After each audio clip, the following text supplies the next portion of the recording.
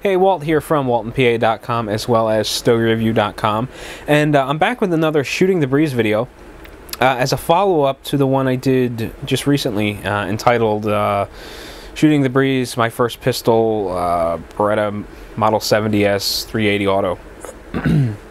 And I got so much fantastic feedback on that video, both on Twitter, on my blog itself, and a couple on YouTube, that I thought, you know, well, this seems to have gone much better than I ever anticipated it going, so I might as well, you know, follow up with another gun video, vlog, if you will, and talk about another one of my pistols. And the model that I'm going to be talking about is the Smith Wesson M&P. It's a full-size 9mm, and it was my first ever range gun. Now, you know, I wasn't quite sure which gun I was going to do, but I think Lauren from Casa Gomez Cigars had mentioned on Twitter that he was looking forward to hearing about the model M&P that I had. So that kind of segued the M&P to the front of the line, since someone was looking for information on that particular gun. So the excuse me. So the Smith Wesson Model M&P was my first range gun. Now, at the time, or before I bought it, the only gun that I had was my Beretta Model 70S. I'm pretty sure that's how it went, right? But I had this Beretta Model 70S that I did a other video on, and I was taking that to the range. I was a member of a local range now. I was spending a fair amount of time there, and I was shooting as much as I could afford, with 380 ammunition being as expensive as it was, even more now.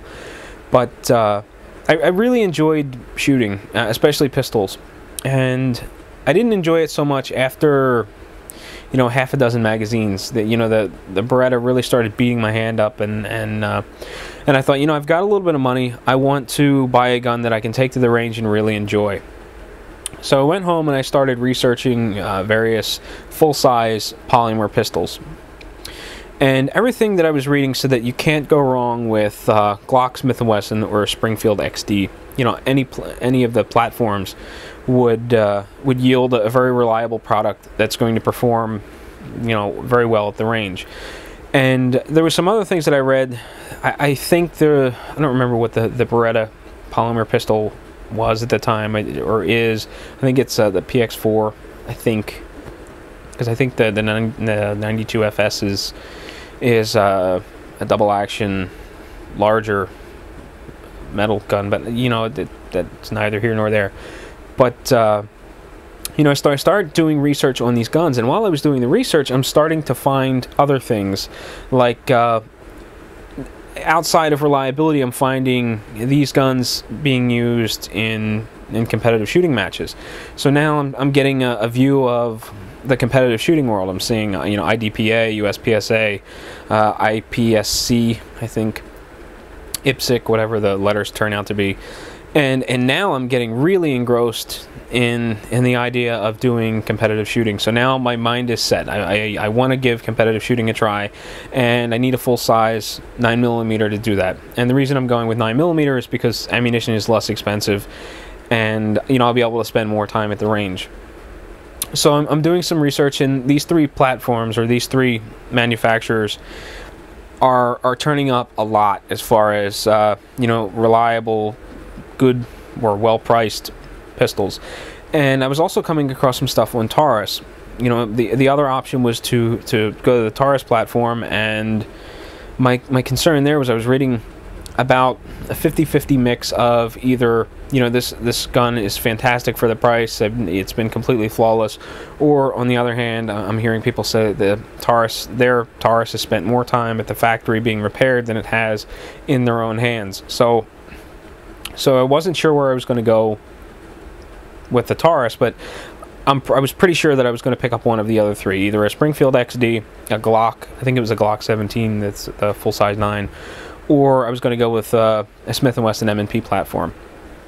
So I do a lot of research, and then I get in the car one day and I drive to a local gun shop, which was the Handgunner in Topton, Pennsylvania. So I walk through the door and I start talking to the guy behind the counter, and I'm almost positive his name was Dean. And I explained to Dean that I was looking for a full-size range gun in 9mm, and I was looking to get into competitive shooting. Now, coincidentally, Dean was the match director for a local IPSC club.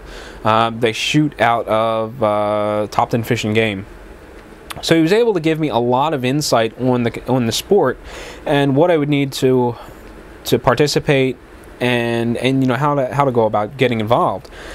So after we talk about competitive shooting a little bit, he starts putting guns in my hand, and he knows that I'm looking at Glock, Smith Wesson, or Springfield, and he doesn't have any Springfield in stock. So he explains that, you know, look, these are the two most popular at my particular club in the polymer pistol category, or the production gun polymer division, and the first one he puts in my hand is a Glock, and he says, what I want you to do is get a good comfortable grip on it, close your eyes, and then raise the gun up to where you feel it should be, and let your instincts take over. If you pick up the gun and open your eyes and automatically, you know, you're looking down the sights of the gun, you know, then we know that this is probably a good fit for you. If you open your eyes and you have to adjust the gun, you know, the more adjustment you have to make, the less likely this gun fits you. So that's what I end up doing. I pick up the Glock, I open my eyes, and the gun is off considerably. I have to move around quite a bit. I don't remember whether it was low or high, but I had to adjust considerably. And we determined that the Glock didn't really fit me too well, and I wasn't overly comfortable with it. The next gun he puts in my hand is the Smith Wesson M&P. You know, I get a good grip, good comfortable grip, I raise the gun, open my eyes, and I'm staring down the sights. So this is fantastic. You know, my instincts are right. I'm picking the gun up and I'm looking right down the sights. The gun feels a little big in my hand, so I'm a little concerned about this. And he says, well, hold on a second. He takes the gun, he pops the bottom off, and he pulls the palm swell out, and he puts the stock one back in. I guess the last person to look at it was using the large size. And once he put the medium-sized palm swell in, I grabbed the gun again, and now it fits my hand really well. And I'm super comfortable with the gun. I'm falling in love with it. I like everything about it. But just to be sure, I handled a couple more. And I don't remember what he handed me. It was some other stuff that he had in the case. I think it may have been a SIG or a CZ or something. And I kept reverting back to the M&P. So I finally make the decision. I go with the M&P. You know, I do all the paperwork, the background check, all that stuff. And next thing you know, I'm walking out of the shop with brand new Smith Wesson M&P 9mm. But actually, before I left, I'm getting to talking to him, and Dean is telling me what I'm going to need to compete. And you know, I told him, look, you know, I dropped a little bit more money than I was looking to spend on this gun, because I was hoping to maybe get something used, because when it comes to Glock, there's a lot of used Glocks out there and they perform really well. I think I wound up paying like $516, and after taxes and a box of rounds and some other stuff, I think I wound up spending like $575. And so he tells me, well, it's no problem. You know, just give me a call or shoot me an email and let me know when you're going to come down, and I'll let you borrow the magazines, the extra magazines that you're going to need. He says, you know, I'm sure I have extra mag holders or mag pouches, and you know, I'll let you borrow a holster. So you know, just show up with your gun and you know, 100 rounds of 9mm, and you know, we'll give it a shot. Well, unfortunately, when the next match rolled around, I wasn't able to get down there. And then I don't remember whether winter set in or how the schedule worked. I think it may have been regular IPSC shooting one month, and then the next month it was like 3-gun, and then there was something else the following month. So by the time it rolled back around again, you know, I wasn't able to get down there again. And unfortunately, I never did end up getting down to the club to try competitive shooting. Even to this day, I still want to give it a shot. I just haven't gotten down there to do it. But that was pretty much what was going on. The next week, I went down there and I picked up an extra paddle holster. And at the time, Smith & Wesson was doing this rebate program where if you bought a brand new M&P, you fill out some paperwork, mail it to Smith & Wesson, they'll send you a rebate for $50 in the mail, and like 2 spare magazines, or 2 or 3 magazines, and that's what I wound up doing. So, you know, the money that I spent in store was a bit high, but, you know, by a couple of weeks later, I had, you know, well, I felt I've got my money's worth. The rebate check came really quick, like a week after I sent the paperwork in. The magazines were a couple of weeks later. And, you know, I took it to the range and I was really happy with it. So, I should probably, you know, show you the stuff. So, this is my Smith Wesson M&P.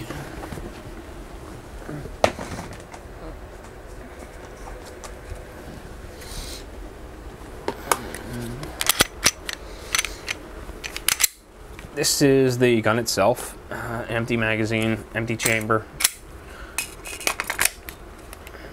full size, 9mm.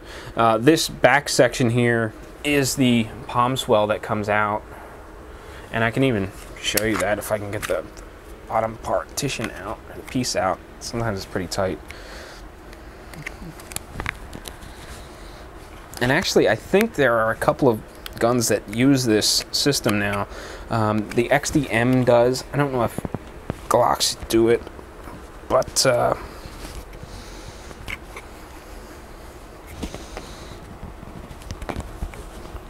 this thing is like really tight. Maybe it would be easier if I just showed you. I'd really like to get this out.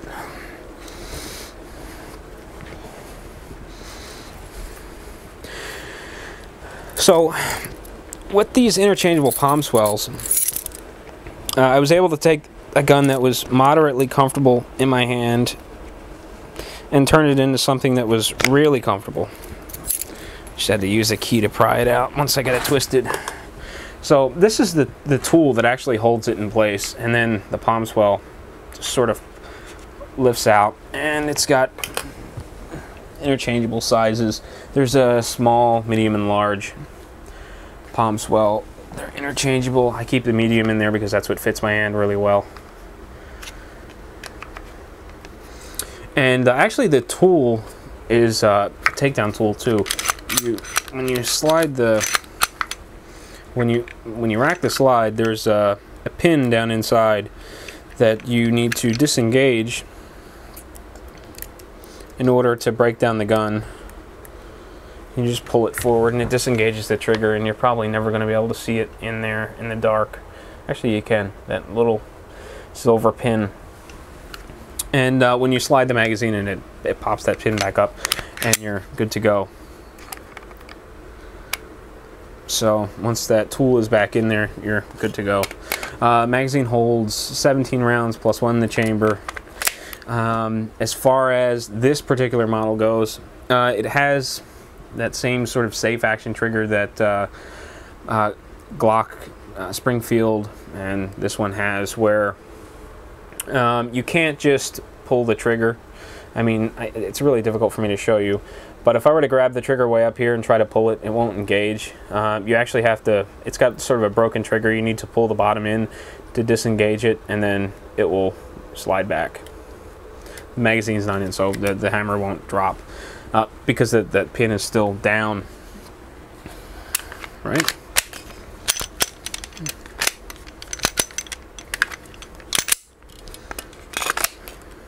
Yeah, now it will fire.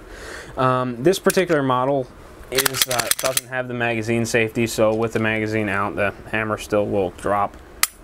So I've been really happy with it. It fits my hand really well. It's comfortable to shoot.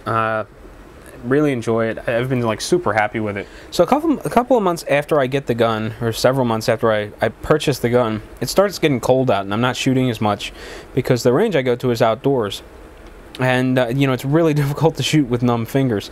So all my guns get cleaned and packed up and put away, and they usually sit until the weather starts warming up, and then, you know, I get back out to shooting again.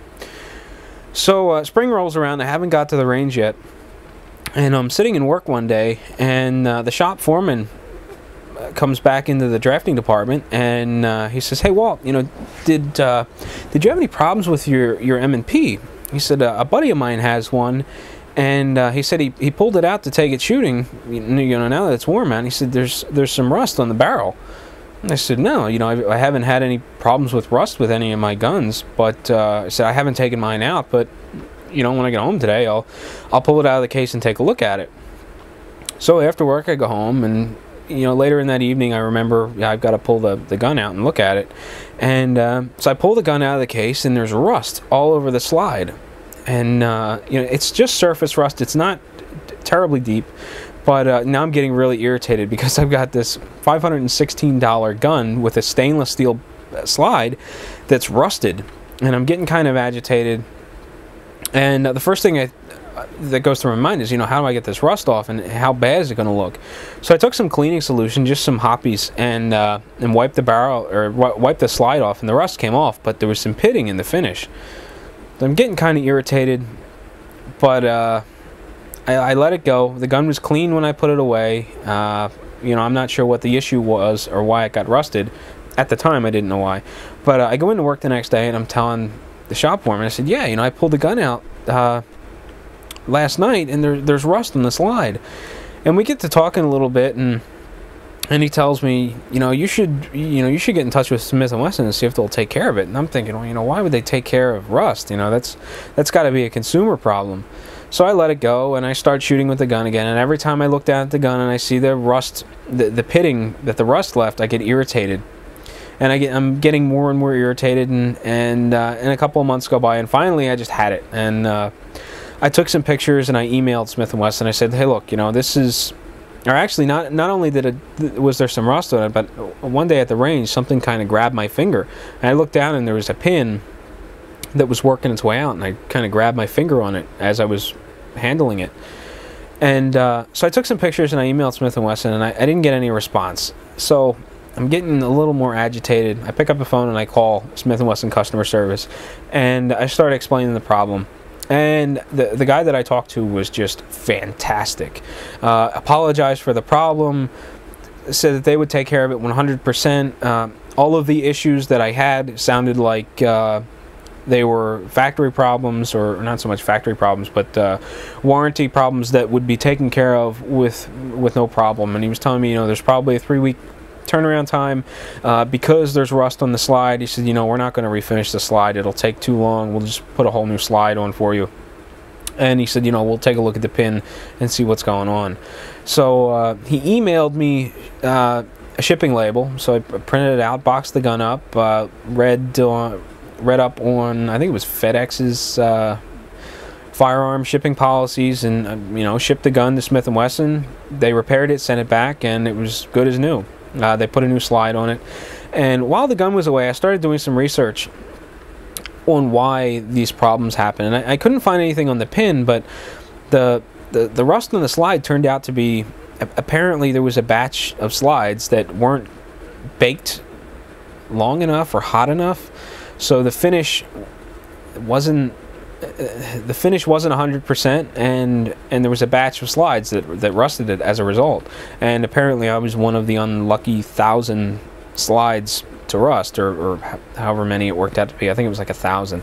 But Smith & Wesson took care of me, and they turned the gun around in 3 weeks. I had it back, and I still haven't gotten out to the range to use it, but it's been great. This was relatively recently. I sent it in, so there was a big lapse in time between when the rust happened and when I got irritated enough to actually do something about it. But aside from the rust, I've been really happy with it. At the time when I bought it, I wasn't sure that I was going to be doing any carrying of the Smith & Wesson, because it was a full-size gun, and I was primarily using it for a range gun. But this is the Phobos holster. It's just a pancake holster. This slips into your pants, and it sort of rides against your hip. And obviously the gun goes down inside. There's a tensioner screw. And this was, for range. I use it at the range, outside the waistband, exposed, all that. And it was like Black Friday or something. There was a sale on Colster holsters. And actually, this is probably like the third time this thing has even been out of the bag. But they were like $35, so I decided to get one. Basically, it's a big giant piece of leather with 2 belt hooks on it and a Kydex holster fastened to the leather. Now, this thing is massive, but one of the things that are nice about this holster is you can cut it to fit and it doesn't void the warranty. You can cut whatever size you want. I've even seen YouTube videos where they're dyed black. And you know, I haven't used it yet, but you know, in case I ever want to carry the full-size M&P concealed, I've got a holster for it. And because of the sale, it wasn't poorly priced, but I think it was like, I think they're normally like $50 or $55. So that is more or less the M&P. I've been really happy with it, even with the rust problem that I had. You know, I'm still really happy with the gun. It shoots really well. It's comfortable. And I can go through a box of 9mm and just have a blast, and I just don't get tired. It's, you know, my hands don't hurt from shooting it. It's just a real pleasure to shoot, and you know, I'm really happy that I got it. If I were to, you know, if I were to do it all over again, I would definitely buy the M&P. So last time I did one of these videos, I posed the question, what was your first gun? And I got some great stories, and you know, I had a great time reading through them. So this time I want to pose the question, you know, what gun do you have that you use most frequently? What is it? Tell me about it, whether it's, you know, a range, full-size pistol, hunting rifle, whatever the case may be. It's, you know, I love stories, so tell me one, whether it's, you know, video comment or video response, however YouTube works, or just a comment on my personal blog or whatever, or YouTube, however it works. So again, tell me about the gun you use most. I'd love to hear about it. So until next time, happy smoking, happy shooting, and take it easy.